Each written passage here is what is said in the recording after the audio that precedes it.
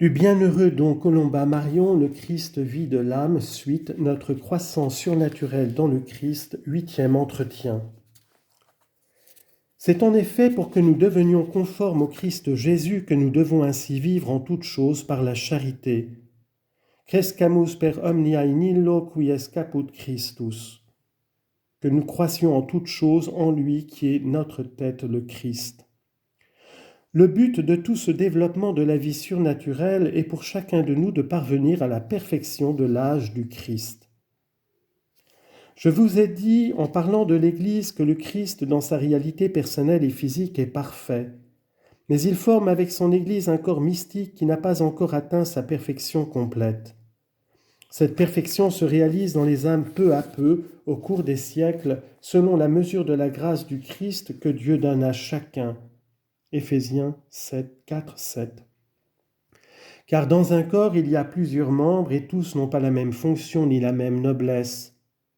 Ce corps mystique ne fait qu'un avec le Christ Jésus qui en est la tête.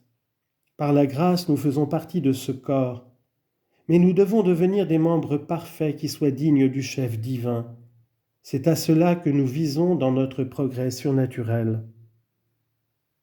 Et parce qu'il est la tête, le Christ est la source première de ce progrès. Ne l'oubliez jamais. Le Christ Jésus, après avoir pris notre nature, a sanctifié toutes nos actions, tous nos sentiments. Sa vie humaine a été semblable à la nôtre et son cœur divin est le foyer de toutes les vertus. Le Christ Jésus a exercé toutes les formes de l'activité humaine. Nous ne devons pas nous imaginer que notre Seigneur était immobilisé dans l'extase. Au contraire, il trouvait dans la bienheureuse vision des perfections de son Père le mobile de son activité.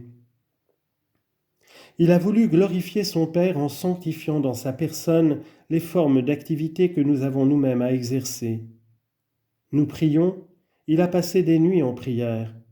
Nous travaillons, il a peiné dans le labeur jusqu'à l'âge de 30 ans.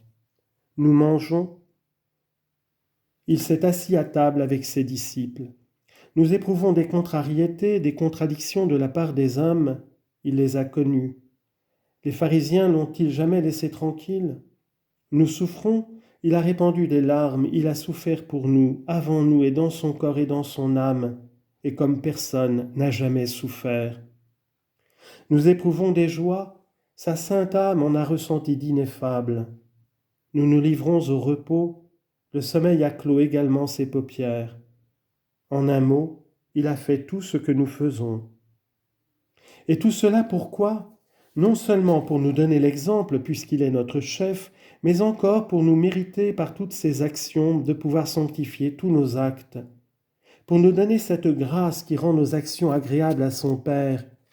Cette grâce nous unit à lui, nous fait membres vivants de son corps, et nous n'avons pour croître en lui, pour parvenir à notre perfection de membres, qu'à laisser cette grâce envahir non seulement notre être, mais toute notre activité. Le Christ habite en nous avec tous ses mérites afin de vivifier toutes nos actions. Quand donc, par une intention droite et pure, souvent renouvelée, nous unissons tous les actes de notre journée aux mêmes actions humaines qu'accomplissait Jésus ici-bas, la vertu divine de sa grâce influe constamment sur nous. Si nous faisons toutes choses unies à lui par l'amour, il est certain que nous avancerons très vite.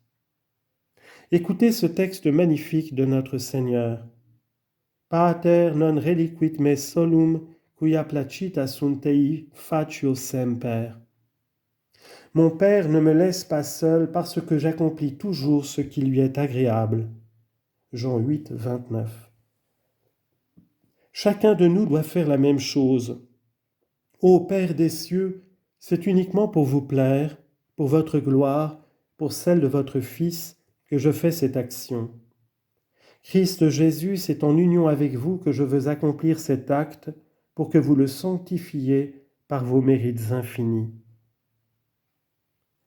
L'amour qui remplissait le cœur du Christ pour son Père doit devenir le mobile des actions de ses membres, comme il l'a été des siennes.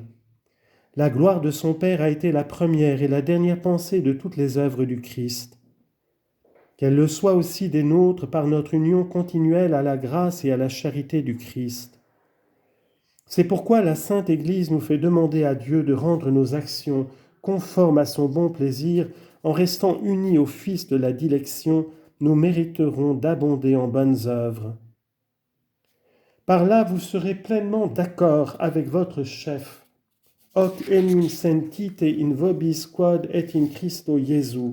Philippiens 2, 5.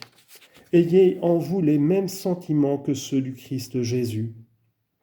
Nous irons ainsi de vertu en vertu. Ibunt de virtute in virtutem. Psaume 83, verset 8. Nous tendrons par là à la perfection de notre modèle par une croissance ininterrompue, car le Christ demeure en nous avec son Père dont nous sommes aimés. Pater diliget eum. Le Père l'aime. Jean 14, 23.